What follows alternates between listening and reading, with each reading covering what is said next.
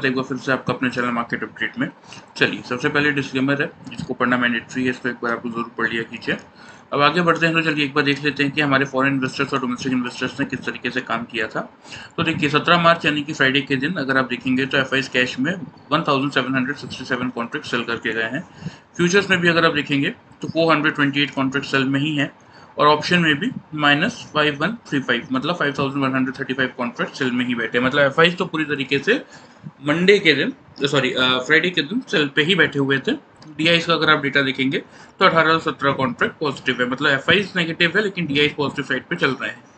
तो ये डेटा तो ठीक है गाइस, लेकिन मैं आप लोगों को एक चीज़ बता देता हूँ कि एफ की जो नेट लॉन्ग पोजीशन है वो मात्र अब 10% बची है, और ऐसा अब लाइफ टाइम हिस्ट्री में अभी तक नहीं हुआ कि एफ की नेट लॉन्ग पोजीशन इतनी कम हो। नेट सोल्ड पोजीशन इनकी जो है 90% पे आ चुकी है।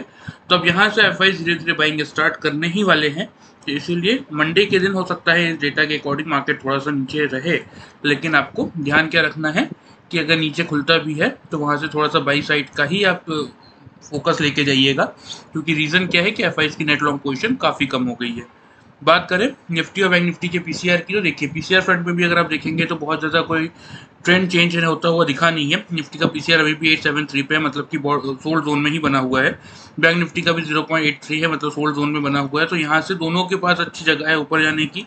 और सबसे मेजर पॉइंट ये है कि इंडिया विक्स आपका कम हुआ है, 14.76 पे आ गया, जो कि 16.21 के अराउंड था।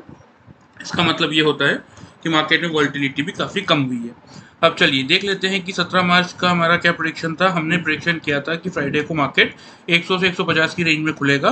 खुलने के बाद अगर 150 का हायर रेंज हम तोड़ते हैं तो हम बाई करेंगे 230 से लेकर 310 के टारगेट्स के लिए। अगर आप 100 का लोअर रेंज तोड़ते हैं तो हम सेल करेंगे 17,040 से 16,930 के टारगेट के लिए। तो चलिए सबसे पहले चार्ट में देख लेते हैं कि क्या हुआ। देखिए ये निफ्टी का डेली चार्ट है, इसमें अगर आप देखेंगे तो लगातार 2 दिन से हैमर, इस कैंडल को हम बोलते हैं हैमर, लगातार 2 दिन से हैमर बनता हुआ दिख रहा है। तो एक हैमर जब भी डाउन ट्रेंड में बनता है तो एक पॉजिटिव ट्रिगर होता है। तो निफ्टी के लिए अब आने वाले दिनों में ऊपर की तरफ क्या टारगेट बनता है, टारगेट बनता है 17,200 का। 17,200, और 17,200 अगर ब्रेक करता है तो कहीं ना कहीं आपको 17,260 के लेवल्स निफ्टी में ऊपर देखने को मिलने चाहिए। नीचे की तरफ सपोर्ट का काम कर रहा है 17,000 का जोन, 17,000 और 16,930। जब तक इन लेवल्स के ऊपर निफ्टी अपने आप को बचा के रख रहा है तब तक आप बाई में पोजीशन लेके चल सकते हैं। अगर बात कर ले शुक्रवार को हमारे प्रेडिक्शन के अकॉर्डिंग क्या हुआ, तो देखिए हमने प्रेडिक्शन किया था कि 100 से 150 पे हम खुलेंगे। एग्जैक्टली 111 पे हम खुले थे। खुलने के बाद 145 का हमने हाई बनाया था, मतलब हमने क्या किया था, हमने 150 का जो हायर रेंज था उसको नहीं तोड़ा।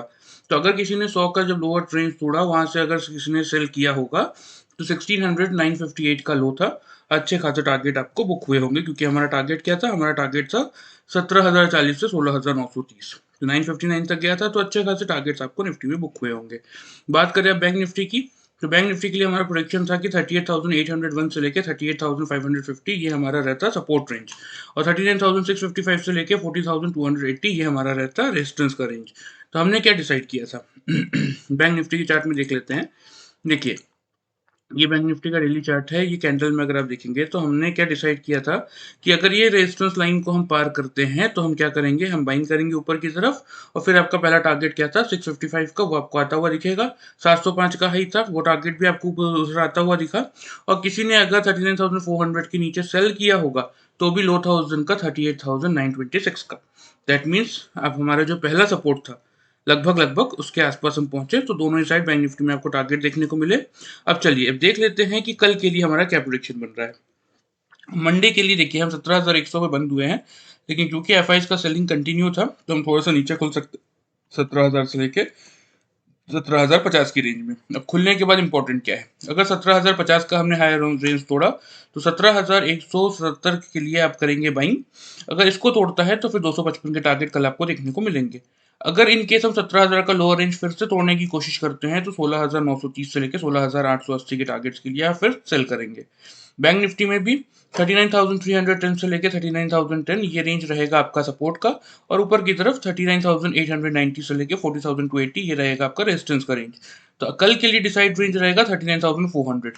उसके अगर ऊपर सस्टेन करेगा तो इन टारगेट्स के लिए आप बाई करेंगे, और 39,400 के अगर नीचे आके ट्रेड करता है तो फिर 39,010 तक के लिए आप सेल कर सकते हैं। वीडियो अगर आपको पसंद आएगा तो आप प्लीज चैनल को फॉलो और सब्सक्राइब कर सकते हैं, और वीडियो को लाइक कर सकते हैं। Thank you very much guys.